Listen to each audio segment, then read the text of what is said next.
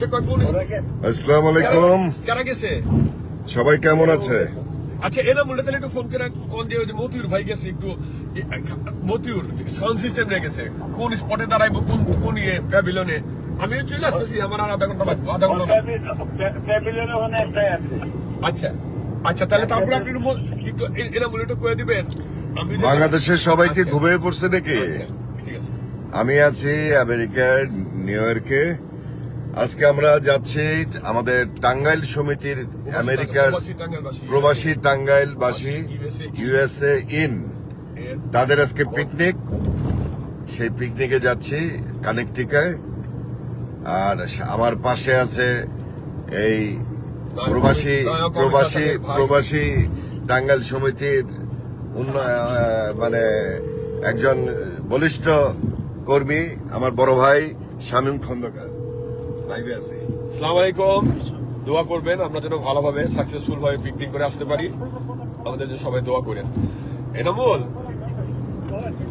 ওই যে মতিউর ভাই গেছে, মতিউর ভাই সাউন্ড সিস্টেম নিয়ে গেছে। তো আজকের ওয়েদারটা মোটামুটি ভালোই। হ্যাঁ আমরা অনেকদিন পর একটা পিকনিকে যাচ্ছি। আমার সাথে আছে আমাদের টাঙ্গাইলে কৃতি সন্তান আমার ফুপু, এই যে হ্যালো, আসসালামু আলাইকুম। সামিনা খন্দকার। আমি সামিনা খন্দকার। আমরা টাঙ্গাইল সমিতির থেকে পিকনিকে যাচ্ছি।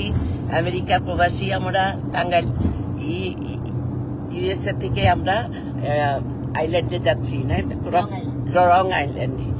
এই যে সুন্দর লাবণী হাসান, বলো কিছু।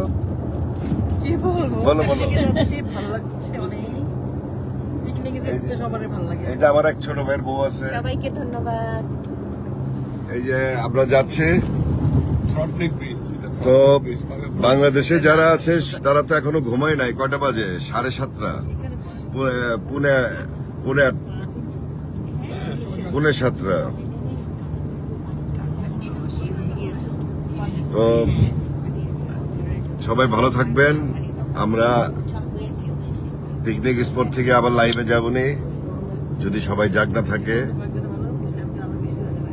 অনেক